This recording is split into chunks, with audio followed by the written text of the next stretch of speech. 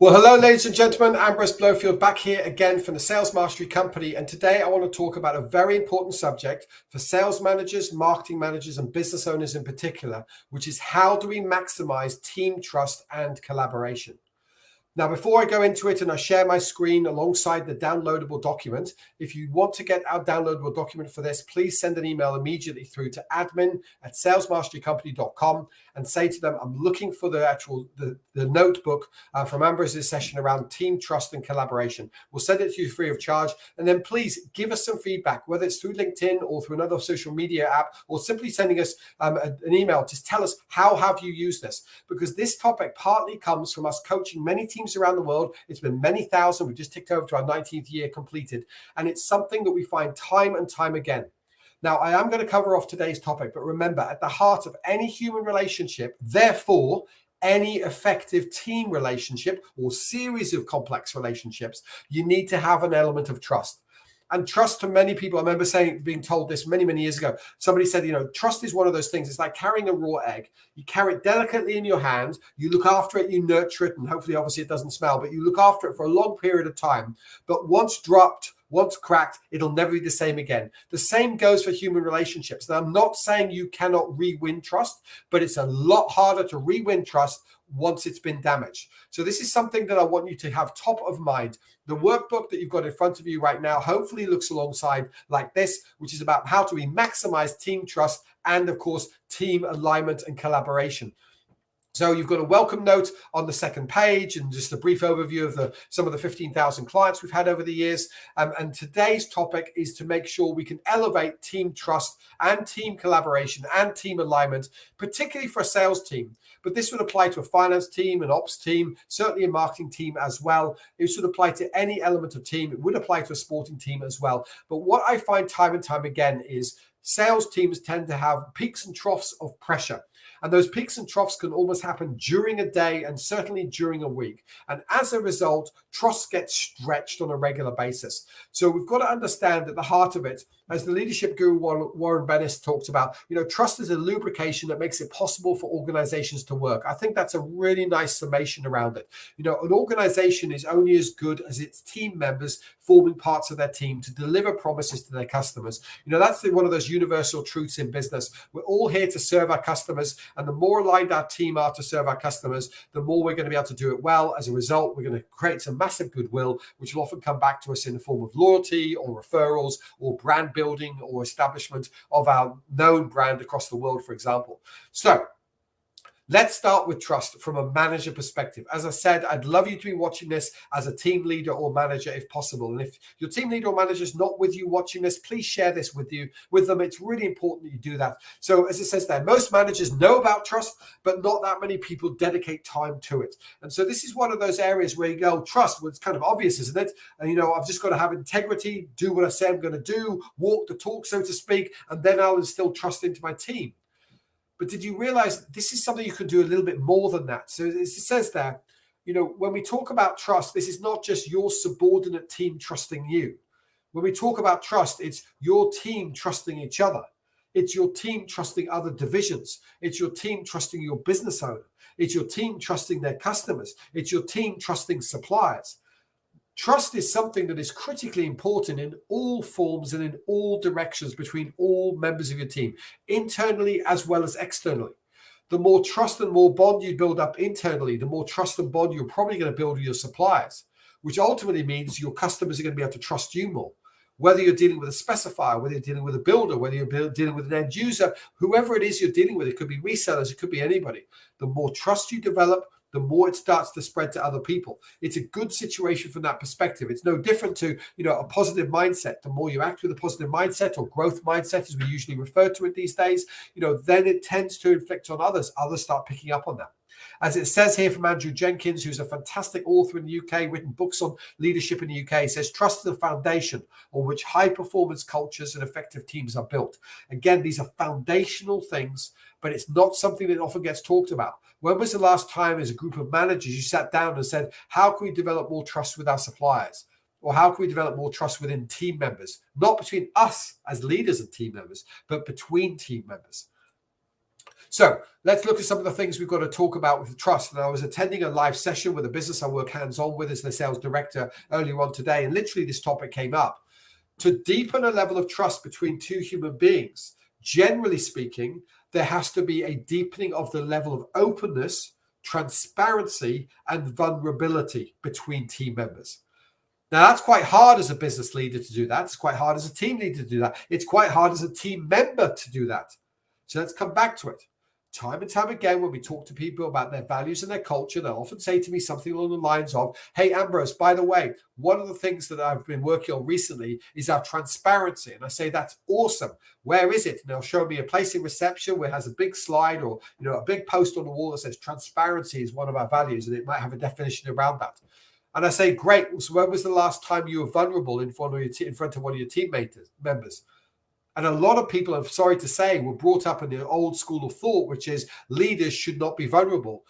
Stiff upper lip and all that. Show up to work, leave your baggage at the door. Now, I'm not denying the fact that you'll be more productive around that. But certainly the last few years might have shown us that people's personal lives impact our business lives in the same way our business career lives impact our personal lives. So leaving things at the front door and having a stiff upper lip might sound good in practice, but it isn't real. I doubt you're perfect, given that I think there's only been one human being on the planet Earth in the last 2,000 years who's been considered to be perfect in all ways. The reality of this is that we're not perfect. So sometimes showing humility and vulnerability to your team, which is, hey, I made that decision about that strategy. It's proven not to be the perfect strategy. I'd like to work with you as a team to see if we can improve it. I'm not saying it was always wrong, totally wrong. It was always going to be wrong. But I acted and made the decision and made the recommendation based on the evidence I had. Since then, in the last 90 days, the last 100 days, we've learned this. And now we need to amend it. So I'm going to encourage you to show vulnerability to your team and encourage them to be vulnerable to each other. Not to show and air dirty laundry, so to speak, or show in all aspects of your personal life at work. I'm just saying in a work environment, you probably have made mistakes, just like when you were subordinate, you made mistakes as well. And the quicker teams can talk about this, the quicker we can learn from each other and move on without emotion, without judgment. That is something that I do not believe most teams are dealing with. So I'm going to encourage you from today's session, watch this video with other leaders and say, how can we proactively develop more trust by developing more vulnerability? The former Prime Minister of the UK, who may or may not have had the greatest of reputations in the UK, and if you're not from the UK, you wouldn't know what I'm talking about there, says a man who trusts nobody is apt to be the kind of man who nobody trusts. That comes back to the psychological law of reciprocation, or the biblical principle of doing unto others, or treat others as you wish to be treated. Pretty much every philosophy in life, every religion has an element of that saying in one way, shape, or form. And this was just playing out in politics, which again is notorious for trust being a major issue. Team alignment is the next thing to focus on. So once you're more vulnerable as a team and as individuals and you're developing more trust, you need to think about how can we practically move forward with team alignment.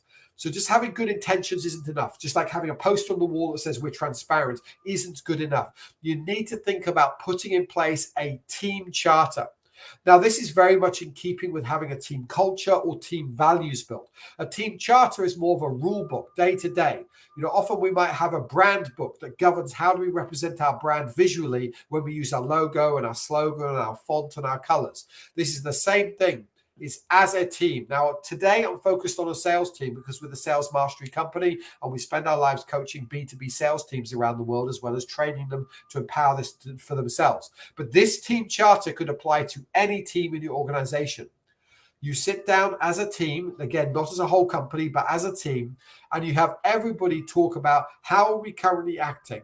What behaviors are acceptable? But very importantly, and that's why you've got to get the vulnerability conversation out first. What are we not always doing? Or what are some of our behaviors or actions that are not aligned fully to what we're trying to achieve as an ultimate objective? What do we need to improve on?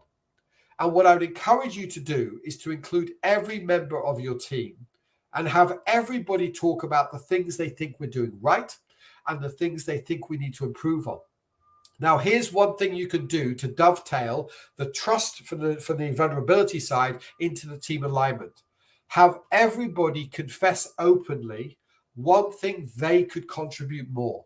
before they start pointing fingers around the table to other people and say, hey, I wish you as a leader would do this. I wish you as my colleague would do that. I wish other teams would do that.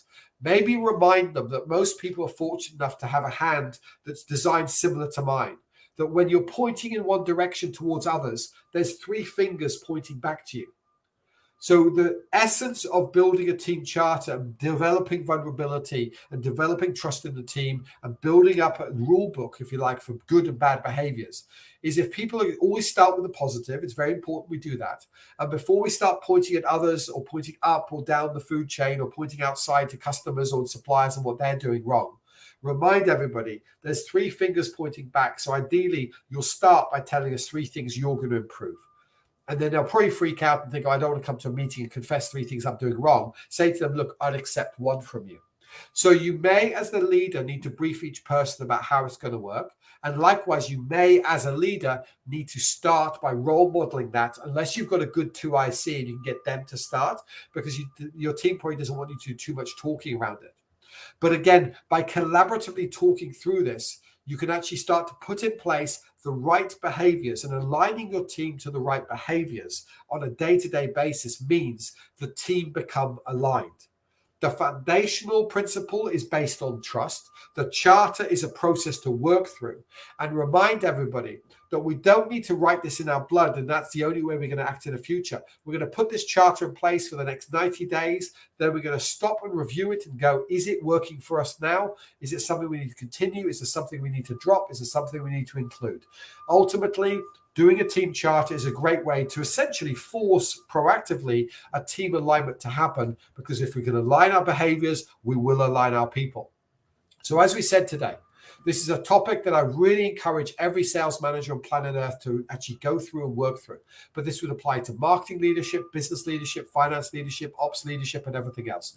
So for a high-performing team to operate, at the very least, go fix the trust aspect rather than just talk about it, and go fix the vulnerability aspect instead of just talking about transparency.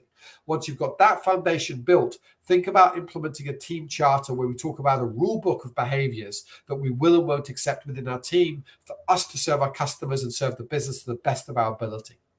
If this is something that's useful to you and you want to talk further, then please book in for a scale-up call, whether it's to talk about our World-Class Sales Academy, where I'm live pretty much every week of the year to our Academy members, so they can come along on a regular basis and ask me questions about how to improve the way they sell to their customers. We're teaching them world best practice on a daily basis, ongoing, that they can go and implement. We give people the templates to really, really help them. So either book in to talk to us about our Academy, book in for a Sales Mastery program, maybe even for a Sales Manager program, but it starts by flicking us an email to admin@salesmasterycompany.com or clicking on the link in your workbook, and actually let's have a chat, see where your business is now, find out where you're going, and let us share with you the experience we've learned from coaching into over 20 different countries around the world. We've just tipped over 19 years, as I mentioned before, and we've helped over 15,000 businesses make over $2 billion. We'd love to help you cut some corners and accelerate your business moving forward. I'm Ambrose Blowfield. We're the Sales Mastery Company. Do the best you can to maximize trust and team alignment. Take care for now.